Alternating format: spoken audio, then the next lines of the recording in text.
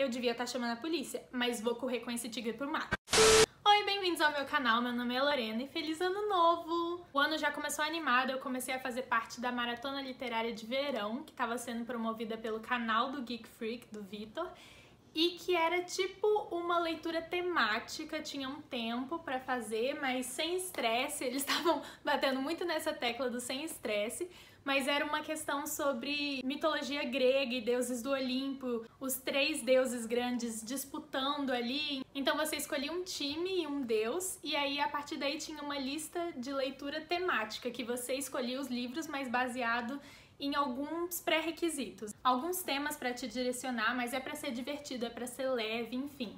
O que eu já li até agora, que não faz parte dessa maratona literária de verão, foi um livro chamado Não é Errado Ser Feliz, que foi a minha primeira leitura do ano. Esse é um romance sobre uma mulher viúva que tem morado sozinha há um tempo e um jogador de beisebol que um dia acordou e não conseguia arremessar direito e acabou comprometendo a carreira dele porque ele não estava conseguindo mais e não tinha nada de errado com ele fisicamente, nem psicologicamente, e não sabia o que fazer. Os dois tinham um amigo em comum que acabou arrumando para que o jogador de beisebol passasse um tempo na cidade deles, que é uma cidadezinha menor, mais tranquila, em que ele não ia ser tão bombardeado pela mídia, correndo atrás e tentando criticar ele e essas coisas. E a amiga viúva ia arranjar a oportunidade de alugar um puxadinho lá que ela tinha e ganhar uma rendinha extra. Então é um romance de eles acabarem morando juntos, mas mais ou menos, porque não é exatamente a mesma casa, nem tem que dividir a cama, essa trope romântica, mas eles acabam sim morando juntos, só que eles fazem um combinado no começo. Ele não vai perguntar pra ela sobre o marido dela que morreu, e ela não vai perguntar pra ele nada sobre beisebol. E daí acaba surgindo um romance leve de superação, de amizade, bem engraçado também, vários momentos legais. E uma coisa que me ganhou já no início era porque tinha finalmente, numa comédia romântica, uma amizade entre 2 pessoas hétero, uma mulher e um homem, que não virava um romance, não tinha nenhuma complicação ali, graças a Deus. Finalmente, muito obrigada, eu sou agradecida por isso. Eu acho que talvez quem gostou de Teto para Dois possa gostar desse livro. Não é exatamente a mesma vibe, mas tem semelhanças que eu gostei. E falando em Teto para Dois, eu li também A Troca, que é da mesma autora de Teto para Dois, que é a história sobre uma neta e uma avó que têm o mesmo nome, e as duas precisam urgentemente de uma mudança na vida delas para que elas possam mudar de perspectiva. A neta tá sofrendo ainda bastante com a morte da irmã dela, e aí eu ouvi algumas pessoas avisando sobre gatilho de questão de câncer e tratamento nesse aspecto, e ela ainda não conseguiu se recuperar disso, ela tá sofrendo de ansiedade no trabalho e várias questões, ela foi forçada por causa disso a tirar um período de férias, um período sabático. Enquanto isso, a avó dela foi deixada pelo marido dela, que fugiu com a instrutora de dança ou de yoga.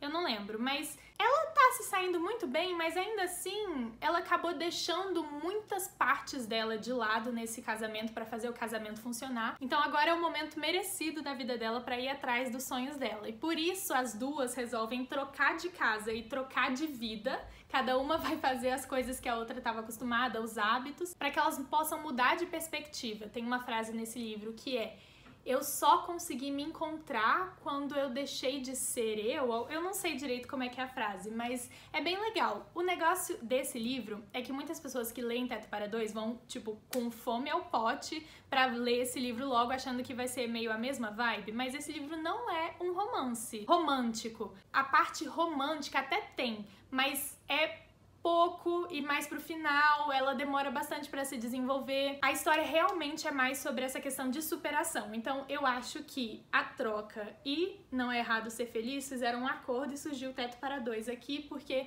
é como se eles tivessem se fundido um pouco, basicamente. Depois disso eu li o livro do Cardan, que é Como o Rei de Elfheim Aprendeu a Odiar Histórias. E sobre esse livro eu já fiz um vlog aqui que eu postei recentemente. Então vai lá se você quiser saber uma opinião mais detalhada sobre ele. Mas eu tive a sensação, assim, antes de ler eu tinha ouvido falar que ia ter momentos que era antes da trilogia da história do Cardan, dentro da trilogia do Príncipe Cruel, o Rei Perverso e a Rainha do Nada, e momentos depois. Então eu achava que eram vários contos aleatórios, várias coisas para me alimentar, porque eu precisava de mais coisa desse casal, de Jordan, mas também do Cardan, porque eu amo Cardan. Mas na verdade é como se fosse um episódio especial. É um livro curto, ele só tem 138 páginas. Até a gente terminar de falar como o rei de Elfheim aprendeu a odiar a história, já acabou o livro. E a maioria dos contos é sobre a história do Cardan antes do Príncipe Cruel, como ele chegou no lugar em que ele estava no início de O Príncipe Cruel, quando tudo começou. Então eu acabei um pouquinho decepcionada por não ter tanta coisa sobre o casal em si, Jordan.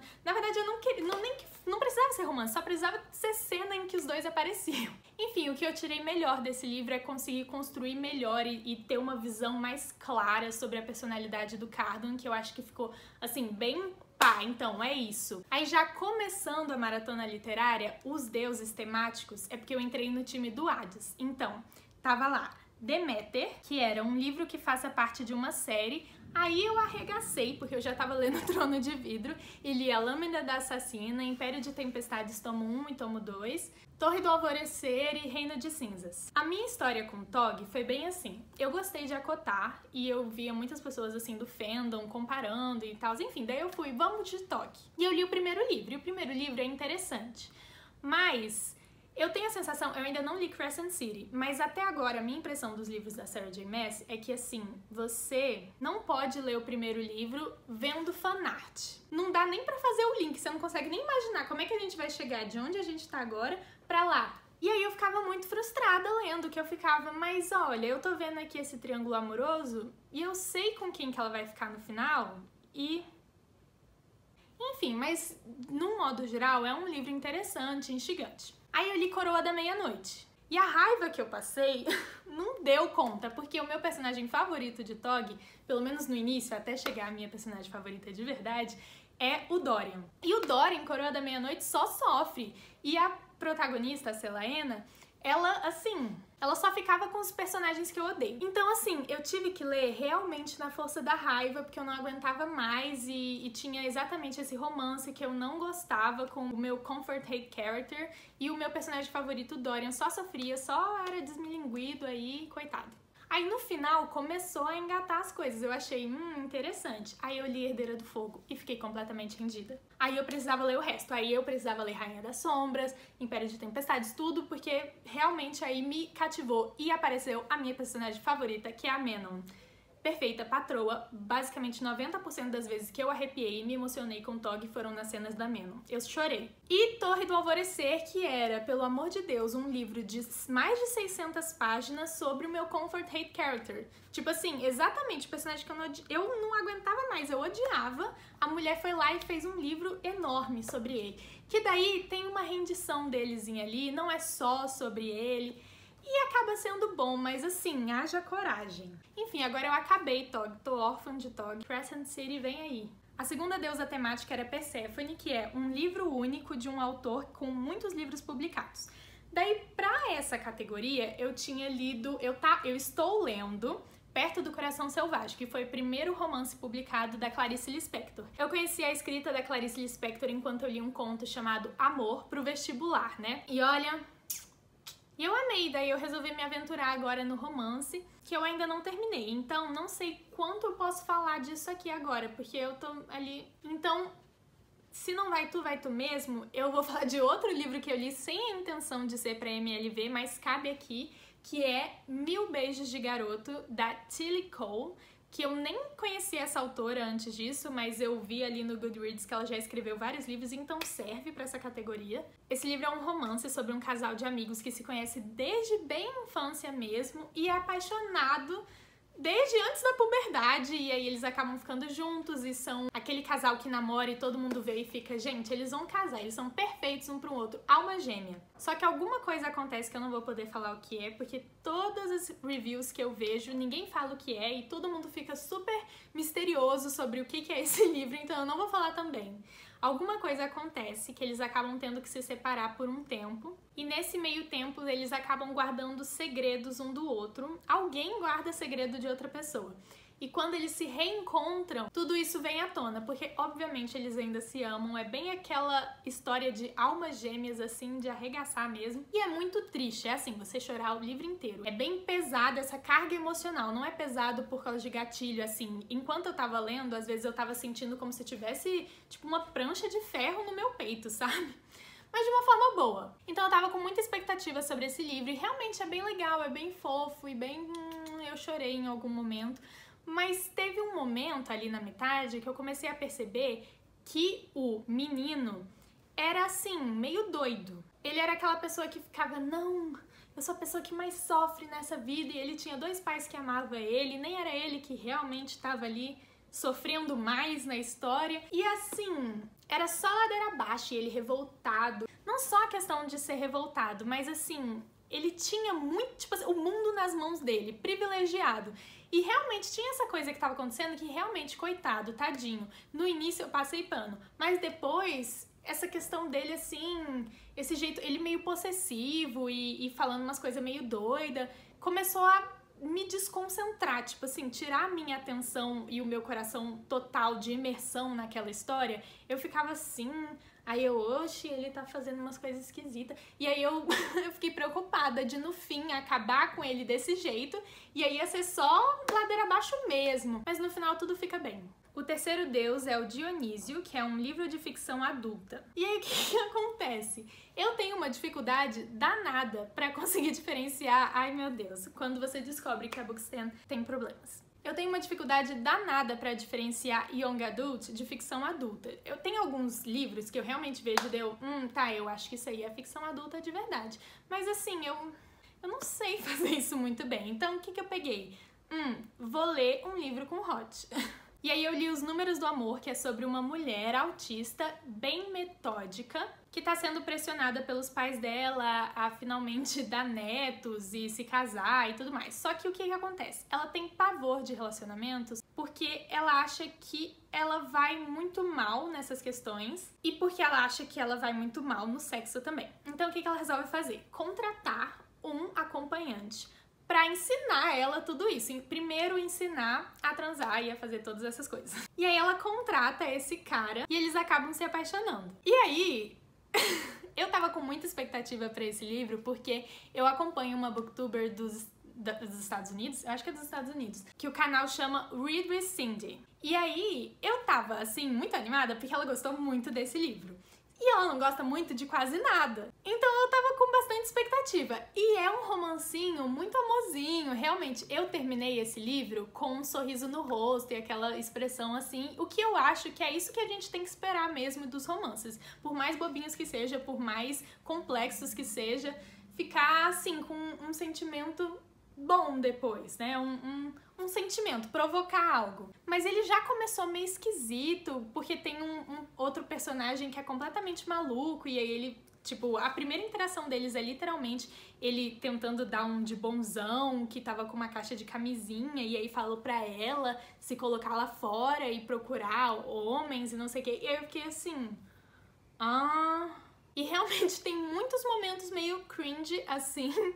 Mas é bem legal, é sensível e engraçado. E mais importante de tudo, visibilidade para peitos pequenos. Obrigada de nada. Mas eu queria ter anotado, porque imediatamente quando eu acabei o livro, eu esqueci, tipo, os melhores momentos, os melhores recortes, as melhores falas. Mas de uma coisa eu sei, o mocinho é extremamente inseguro e assim, ele basicamente olhou pra ela, eles se encontraram pela primeira vez e ele... Essa menina é uma cliente diferente, ela é diferente de todas as mulheres, ela é diferente. E assim, por motivo nenhum. E depois ele se apaixona por ela basicamente porque ela trata ele como um ser humano e não como um pedaço de carne. E assim, geralmente eu não gosto muito disso, quando a insegurança de um protagonista é tão forte que é basicamente um traço de personalidade muito grande dele. Mas assim, foi diferente, porque geralmente nos livros, na verdade, é os papéis invertidos, né? Uma menina protagonista com muita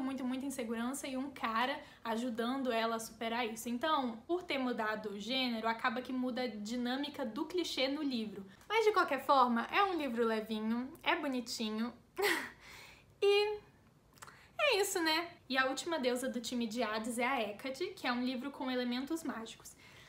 Aí eu li A Maldição do Tigre. E assim, eu não queria não gostar desse livro, porque eu tenho uma amiga que ela adora e ela recomendou pra mim. Enfim, eu sei que ela leu enquanto a gente ainda tava na escola. Eu lembro de ver as minhas amigas lendo esse livro na escola e eu nunca li. Mas eu fui falar com ela no WhatsApp depois que eu li, e aí eu fui falar as minhas impressões e... Porque assim, tem muitos momentos que é simplesmente inacreditável, sabe? Você fica olhando e não tô acreditando que eu tô lendo isso. E aí ela começou a rir também e ela, nossa, eu nunca tinha percebido isso. A minha mente tá muito presa na primeira impressão que ela teve quando ela leu pela primeira vez. Então, aqui eu vou dar spoilers, então vai na descrição se você não quiser tomar nenhum spoiler de A Maldição do Tigre e clica no próximo livro, porque vai aparecer um link que imediatamente vai colocar você no resto do vídeo, tá bom? Mas a questão é, A Maldição do Tigre já começa romantizando o tráfico de animais pro circo, que assim, é ilegal no mínimo e assim, em nenhuma circunstância é interessante. Nenhuma. Animais não são entretenimento, assim, o básico, sabe? E mais tarde no livro eles acabam falando mais sobre os maus tratos que o tigre recebeu em outros circos, mas naquele circo específico do começo, parece que o mundo é cor-de-rosa e aí é tudo lindo e aí animais no circo, ok, sabe? Isso não é ok, é ilegal. Enfim, já fiquei meio ultrajada com isso, mas continuei a leitura. E aí, pra quem não sabe, esse livro é sobre essa garota americana que vai trabalhar num circo e conhece esse tigre branco que é super misterioso e lindo e magnético. Ela sente um magnetismo por ele e fica meio deslumbrada. E acaba que esse tigre é um príncipe indiano sobre uma maldição e que ela é a escolhida de uma deusa que vai quebrar essa maldição pra ele quando eles forem pra Índia. Daí assim, eu ouvi falar que esse livro tinha assim apropriação cultural e que parecia várias coisas em relação à cultura indiana em si que eu não poderia criticar especificamente porque eu não conheço pessoalmente. Mas o que eu vejo já é que já é um pouquinho estranho que essa menina super aleatória americana vá salvar um príncipe indiano que tá lá, tipo, há mais de 500 anos nessa coisa. É uma menina que não tem nada de especial e a americana e a deusa foi lá e escolheu ela do nada, e a própria menina fala que o único atributo dela, ela não se acha bonita, mas o único atributo dela são os dentes dela, que ela usou aparelho. Mas seguindo com tudo isso, ela vai com ele pra Índia, sem saber que ele é um príncipe ainda, ela acha que ele é um tigre, e aí tem uma cena em que eles param um pouco pra ela comer e o tigre fica no caminhão que tá dando carona pra ela. E aí quando ela volta, o caminhão sumiu e deixou o tigre ali na beira da estrada. E ela, tipo assim, ela e o tigre. E aí ela ficou, meu Deus, e agora o que eu faço? E aí o tigre começa a correr pro mato. Aí ela, meu Deus, eu devia estar chamando a polícia, mas vou correr com esse tigre pro mato. E aí ela vai lá e corre com o tigre pro mato. E tipo, como se tivesse nas aventuras de Pi, ela é muito engraçada como a mente dela funciona. E ela fica correndo com ele pro mato durante 2 dias, sabe? Não é só um negócio de vou recuperar esse tigre ou alguma coisa. Ela não tem um plano, ela só segue ele pro mato e confia que ele sabe pra onde tá indo. Aí várias coisas acontecem, mas pontualmente coisas específicas que me chamaram a atenção.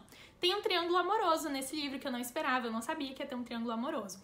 E com um bad boy, que é irmão dele, né, e o clichê.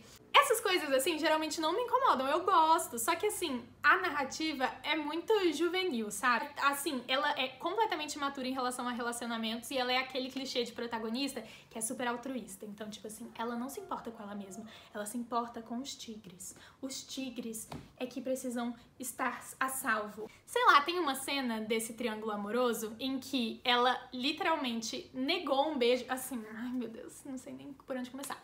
Tem uma cena nesse triângulo amoroso em que, assim, tem o mocinho e o bad boy, eu vou chamar assim. E o mocinho tinha tentado beijar ela e tal, aí ele perguntou, nossa, eu posso te beijar? E aí ela,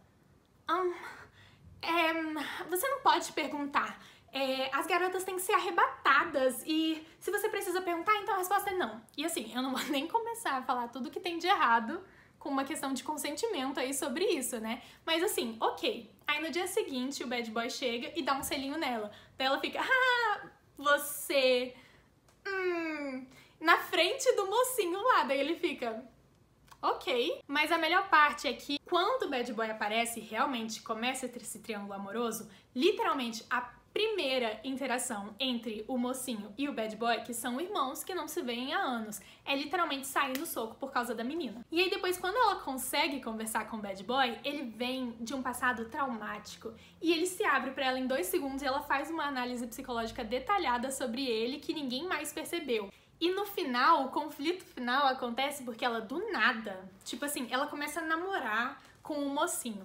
E aí, do nada, ela decide que ele é bonito demais pra ela. Então, é óbvio que ele merece ficar com uma modelo e não com ela, que o único atributo dela é que ela tem os dentes bonitos. Não, ele tem que ficar com uma modelo. Então, ela decide que vai tratar ele mal a partir de agora. Ele não sabe o que é bom pra ele. Eu sei o que é melhor, eu vou cortar esse relacionamento pela raiz, eu vou não sei o que. E aí, nisso, ela se mete em cada coisa. E assim... Daí a última coisa que eu li pra finalizar é Ana e o Beijo Francês, que é um romancinho que eu conhecia desde que era pequena. Eu nunca tinha lido, mas eu já tinha visto muitas pessoas lendo. E pela idade que eu tinha visto as pessoas lendo e pela capa um pouco também, eu pensava que era algo mais juvenil. Não pensava que eu ia gostar tanto se eu lesse agora, mas eu dei 5 estrelas porque, ai, que coisinha fofa. A Ana se muda pra França contra a vontade dela, porque ela não quer. Vai estudar num internato lá. E ela acaba virando melhor amiga do menino mais cobiçado da escola. E que ela, assim, se sente um pouco atraída por ele. Mas, assim, eles estão fora dos limites um pro outro, porque ele namora e ela tá esperançosa de que ainda vá ter um rolinho com um cara que ela conheceu nos Estados Unidos. E, além de tudo, uma das melhores amigas dos dois é apaixonada por ele, pelo mocinho. Então, completamente fora dos limites, aconteceu um romance aí. E aí, a partir daí tem a história e é muito fofinho. Eu fiquei muito mexida, eu fiquei ultrajada, eu fiquei apaixonada e... ai... fofo demais. Vocês já leram algum desses livros? Eu quero saber a opinião de vocês aí embaixo. Eu tô com vários projetos pra ler esse ano. Eu pretendo reler A Seleção, reler Bridgerton, ler Duna. Se vocês me recomendarem aí, eu também vou ficar super interessada. Então, beijo, até a próxima!